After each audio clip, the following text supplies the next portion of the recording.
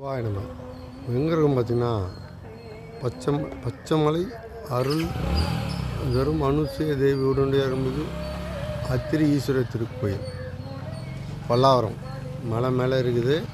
கீழே வந்திருக்கோம், போகலாம்.